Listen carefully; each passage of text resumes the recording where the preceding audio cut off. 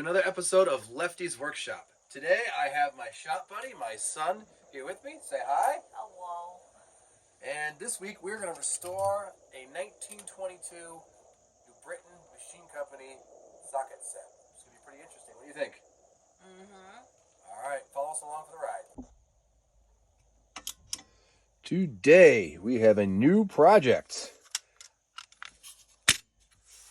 A 1920s New Britain Machine Company half-inch and quarter-inch drive ratchet set. So this is from the time before standardization.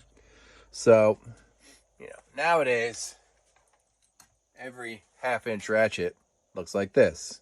It's got a square drive, and it is a half-inch in diameter, wide, as you can see. Okay? Back in the day, they didn't have that yet. So you got all sorts of weird things, like this wrench, which there's no button, like on a modern day wrench, to change back and forth. You just flip it over. You'll also notice like a modern day wrench that has a male part. This is a female part.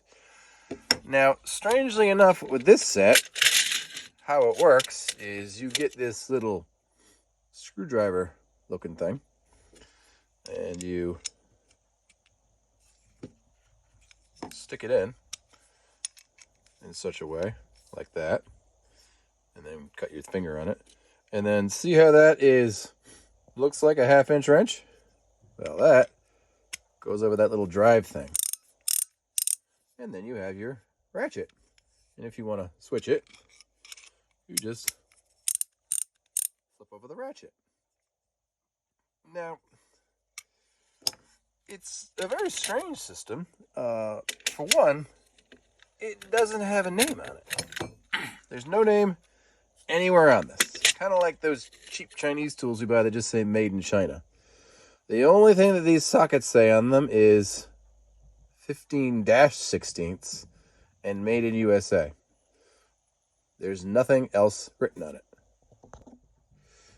Now, the Allen key looking thing says, it's upside down, that it was patented on December 12th, 1922, and it says made in USA. Nowhere does it say New Britain Machine Tool.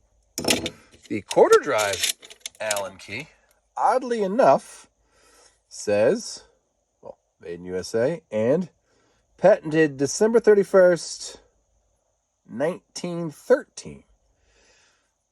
Strangely enough, all the major manufacturers of wrenches around the world didn't really offer quarter-inch drive ratchets until the 1950s.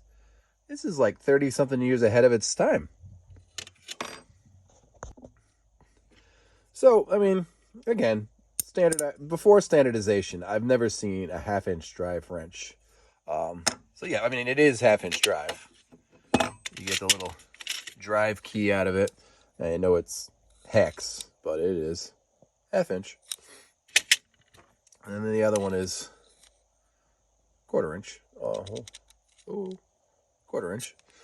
Strangely enough, the smaller sockets have no way of fitting on the wrench, the ratchet. This doesn't fit in there. The only thing that fits on them is the quarter-inch Allen key looking thing. Now, these are not just Allen keys.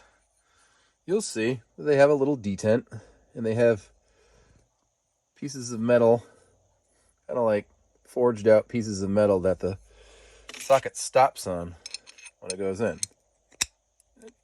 It works. It doesn't fall off. So what it comes with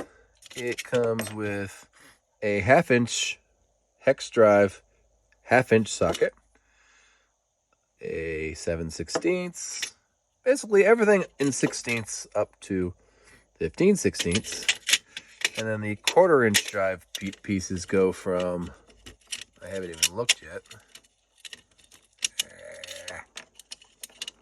What is this? What does it say? 1/4 inch all the way up to 1/2 inch. Now the plating on these, it's not chrome. I looked it up online and it says it is highly polished cadmium. I've also looked up online and it said cadmium, if I try it to do myself, will kill me. So I don't really know. We're probably just going to copy chrome these. This is not something I'm going to use a lot. I'm going to hang it on the wall here and look at it as a historical item. The plan. You'll notice the Allen key looking thing is quite beat.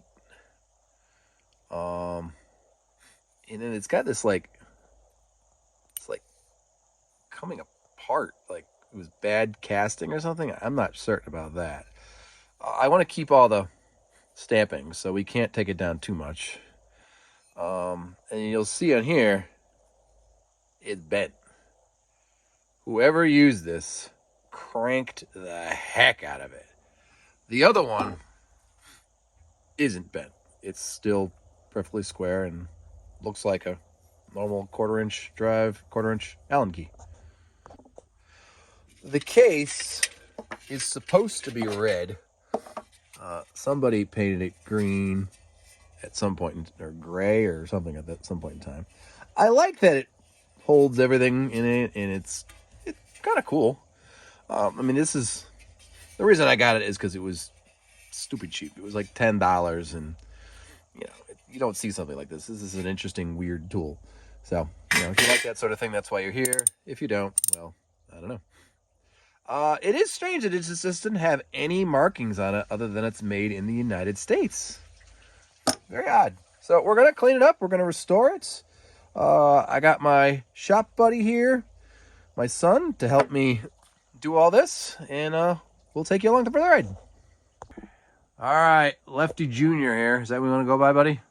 All right, Lefty Jr., even though he's right-handed, but we won't hold that against him, is going to take apart the set so we can get it all cleaned up.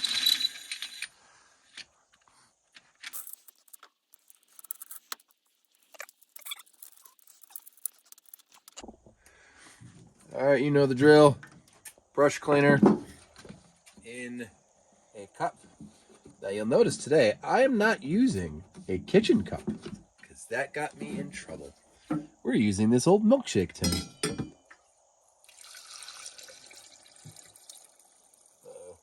I'm gonna have to get more of that stuff soon. And then we're just gonna stick the sockets in it. Let them sit in there. Get all the crud out. They're actually not as dirty as the Billings was. All right, buddy. So here's how this works. Fair enough. It's not gonna hurt you. See how it takes the rust off? Okay. Here we go.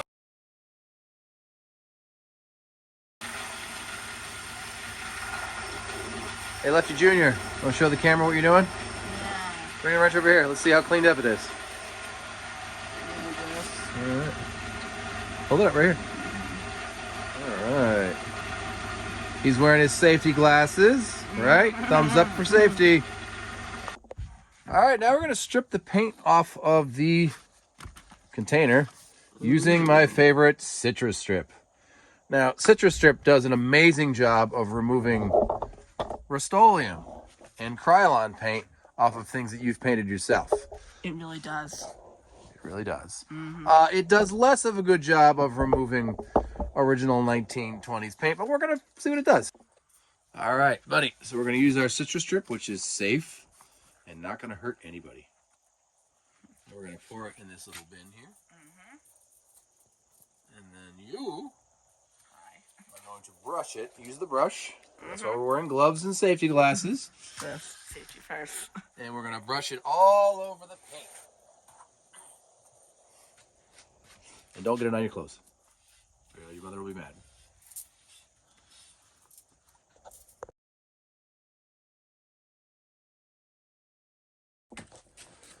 All right, Lefty Jr. has coated it in Citrus Strip, and now we're going to wait for the paint to strip off.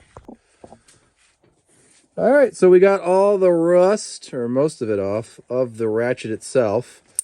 We're going to do a little bit more work with the Dremel, and then we're going to try to sand out some of these pits. I think we're going to copy chrome this. I think that's what we're going to do. And maybe we'll blacken the actual part where the socket, where the thing goes in. But that's the plan for right now. All right. Colin, what are you doing? I'm What sanding. is that noise? Hey, Zoe. Zoe. Zoe. Come here. Up, up, up, up. Up, up, up, up. Go visit. What's Colin doing? What's Colin doing? Hey, Zoe. Say hi. So Lefty Jr. is going upstairs to take a shower because at 8 o'clock tonight, which is in about 45 minutes, Game 2 of the Eastern Conference Finals of the NHL starts, and we want to watch that and see the Canes beat Florida. Boo, Florida. So I'm going to work on this for a little bit here. The idea is I want to try and sand out as much of the pitting as I can, which I know I'm not going to get all of it out, but we're going to do as best we can. And I think we're going to copy chrome this. See how it comes out. For what it is, which is a cheap tool, it works pretty well.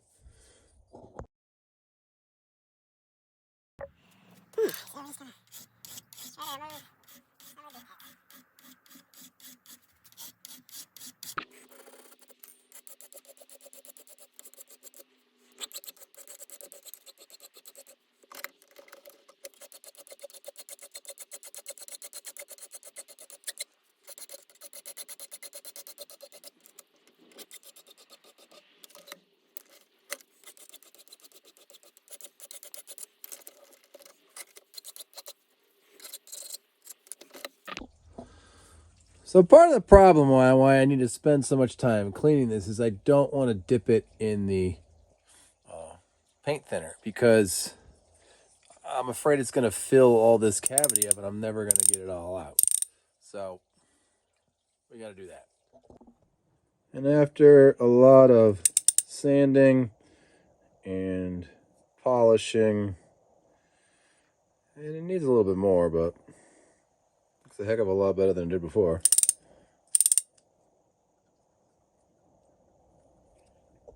That's all for part 1. See you next week for part 2. And don't forget to like, subscribe, and share.